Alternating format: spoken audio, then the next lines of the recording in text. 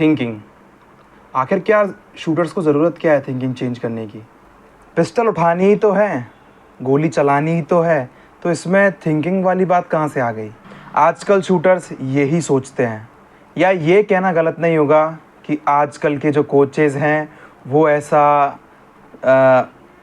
सोचने दे रहे हैं शूटर्स को, या फिर जिन्हें नॉलेज नहीं है जिन कोचेज़ को, वो ही शूटर्स को इसके बारे में बता नहीं रहे हैं कि उनकी थिंकिंग प्रोसेस क्या होनी चाहिए। तो हेलो एंड वेलकम एवरीवन, मेरा नाम है निखिल शर्मा और मैं हूँ एक सर्टिफाइड कोच साईं के द्वारा, और मैं आया हूँ अपने एक्सपीरियंस को शेयर करने। तो आज का टॉपिक है कि शूटर्स को थिंकिंग चेंज करने की ज़रूरत है, और ज़रूरत है तो क्यों है। जब मैं संडे को क्लास ले रहा था, एक शूटर का बहुत अच्छा क्वेश्चन आया कि सर ये शूटिंग में ये थिंकिंग प्रोसेस चेंज करने का कुछ फ़ायदा है, या हम शूटिंग और थिंकिंग प्रोसेस का क्या रिलेशन। ये बहुत ही अच्छा सवाल था। थिंकिंग दो प्रकार की होती है, नेगेटिव थिंकिंग और पॉजिटिव थिंकिंग। जो हमारी सोच होती है, जैसी हमारी सोच होती है वैसे ही हम इंसान होते हैं और वैसे ही हम कर्म करते हैं। तो मेक श्योर रखिए कि आपकी जो सोच है उसे आप क्लियर रखिए, उसे आप एक पॉजिटिव वे में ले जाइए अपनी सोच को। एक अच्छी सोच रखिए, अगर आपकी सोच अच्छी होगी तो आप एक बेहतर इंसान होंगे, एक बेहतर शूटर होंगे, और आपको ज़िंदगी में आगे बढ़ने से कोई नहीं रोक सकता। ये सोच ही है, ये थिंकिंग प्रोसेस ही होता है जो एक इंसान को या तो एक विनर बना के छोड़ता है या फिर एक लूज़र बना के छोड़ता है। तो आप डिसाइड कर लीजिए कि आप किस कैटेगरी में आते हैं। अगर आपकी सोच अच्छी है तो आप एक विनर कैटेगरी में आते हैं, और आपकी सोच घटिया है, बेकार है, तो आप एक लूज़र कैटेगरी में आते हैं। तो आप लूज़र कैटेगरी में से उठ के विनर कैटेगरी में भी जा सकते हैं, और ऐसा इंसान बन सकते हैं हम कि आप एक लूज़र कैटेगरी में से उठ के एक विनर कैटेगरी में आ जाएं। आप किसी भी बड़े एक स्पोर्ट्स पर्सन को देख लीजिए, उसकी थिंकिंग और उसकी जो सोचने की क्षमता है वो बहुत अलग होती है एक नॉर्मल इंसान के। और मैं आपको बता दूं कि ये जो एक शूटिंग है ये 90%, और ये कहना गलत नहीं रहेगा कि 95% जो शूटिंग है वो एक दिमाग का गेम है। और इसी वजह से ये जो थिंकिंग प्रोसेस है, जो ये पॉजिटिव थिंकिंग है, ये शूटर के लिए सबसे महत्वपूर्ण चीज़ बन जाती है। तो सवाल अब ये आता है कि हम थिंकिंग प्रोसेस को चेंज कैसे कर सकते। तो मैं आपको चेंज करने के लिए कुछ टिप्स दे रहा हूँ, वो आप अप्लाई कर सकते हो अपने घर पर ही।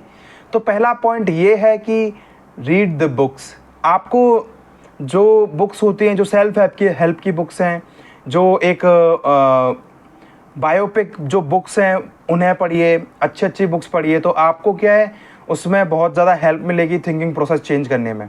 तो सेकंड पॉइंट ये है, अपने मूड को हमेशा अच्छा रखें, अपने मूड को हमेशा एक खुशमिजाज रखें, क्योंकि आपका मूड ही है जो आपको एक शूटिंग करने के लिए रोकता भी है और आपको शूटिंग करने के लिए फोर्स भी करता है। ठीक है, अगर आपका मूड अच्छा है तो आपकी प्रैक्टिस अच्छी होती है उस दिन, आपने भी रियलाइज़ किया होगा। अगर आपका मूड बेकार है तो आपको उस दिन मन भी नहीं लगता है शूटिंग में। सो आप मेक श्योर रखें कि अपने मूड को अच्छा रखें। अच्छे मूड रखने के लिए आप अच्छे सॉन्ग सुन सकते हैं, अच्छी किताबें पढ़ सकते हैं, कोई अच्छी मूवी देख सकते हैं जो आपको मोटिवेट करे, वाली मूवी देख सकते हैं, सेल्फ हेल्प वाली मूवीज़ देख सकते हैं। और पॉइंट नंबर 3 ये है, दूसरों पे ध्यान ना दें, क्योंकि अगर आप दूसरों पे ध्यान दोगे तो आपके जो थिंकिंग प्रोसेस है वो चेंज होगी, एंड थिंकिंग प्रोसेस जब चेंज होगी तो अपने बारे में भी आप बुरा सोचेंगे।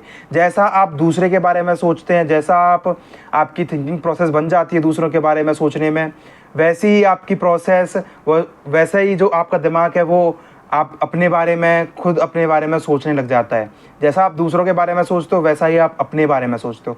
तो मेक श्योर ये रखें कि दूसरों के बारे में हमेशा अच्छा सोचें। और चौथा नंबर ये है कि हमेशा नेगेटिव इंसानों से दूर रहें। जितना भी है, घर में तो आप दूर नहीं रह सकते, तो एक कमरे में बंद हो जाइए आप, और कुछ नहीं कर सकते उसका।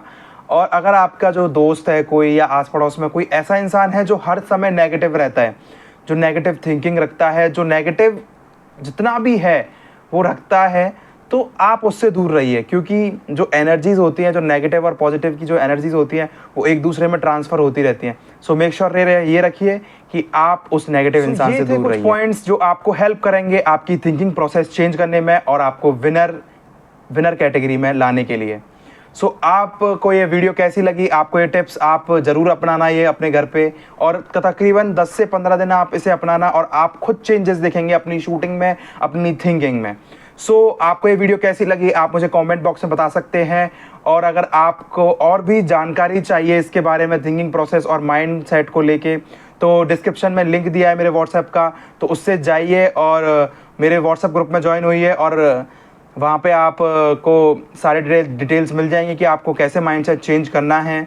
और हमारी क्लासेस भी चल रही हैं, काफ़ी अच्छी क्लासेस चल रही हैं, तो मेक श्योर रखिए कि आप जल्दी से जल्दी ज्वाइन हुई हमारी क्लास में।